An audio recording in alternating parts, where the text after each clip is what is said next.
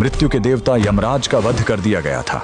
जी हाँ, उस दिन मौत को खुद अपनी मौत देखनी पड़ी थी और उनका वध करने वाले कोई और नहीं बल्कि स्वयं कालों के काल महाकाल थे। सिर्फ अपने एक 16 साल के नन्हे भक्त को बचाने के लिए महादेव ने यमराज की छाती पर ऐसी लात मारी कि यमराज के प्राण निकल गए। कहानी शुरू होती है महान शिव भक्त ऋषि मृकंडू और उनकी पत्नी मरुदवती से। सब कुछ था उनके पास, लेकिन एक ही दुख था, संतान का न होना। उन्होंने शिवजी की कठोर तपस्या की। भोलेनाथ प्रसन्न हुए, लेकिन उन्होंने एक कठिन शर्त रख दी। उन्होंने पूछा, तुम्हें कैसा बेटा चाहिए?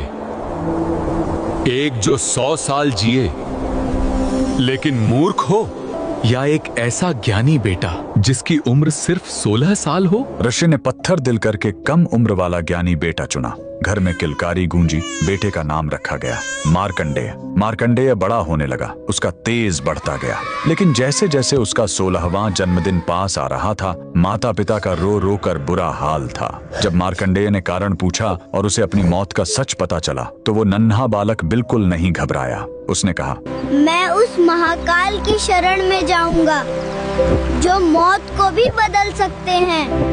वह घर छोड़कर एक पवित्र और सुंदर नदी के किनारे आ गया।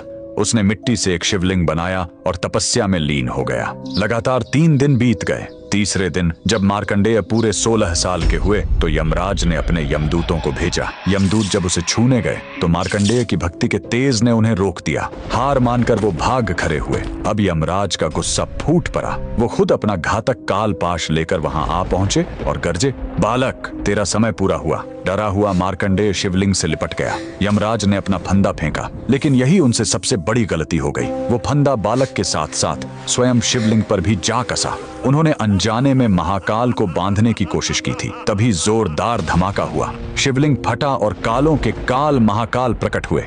उन्होंने गरज कर कहा, मूर्ख, तूने मेरे भक्त पर वार करने की हिम्मत कैसे की? महाकाल ने एक जोरदार लात यमराज की छाती पर मारी और अपने त्रिशूल से वहीं यमराज का वध कर दिया। उस पल दुनिया से मौत खत्म हो गई। शिवजी ने मार्कंडेय को अमर होने का वरदान दिया। बाद में सृष्टि का संतुलन बनाए रखने के लिए उन्होंने यमराज को भी वापस जिंदा किया, लेकिन इस चेतावनी के साथ कि वो शिव भक्तों से दूर रहेंगे। उस महाशक्तिशाली महादेव के लिए कमेंट में हर हर महादेव जरूर लिखें।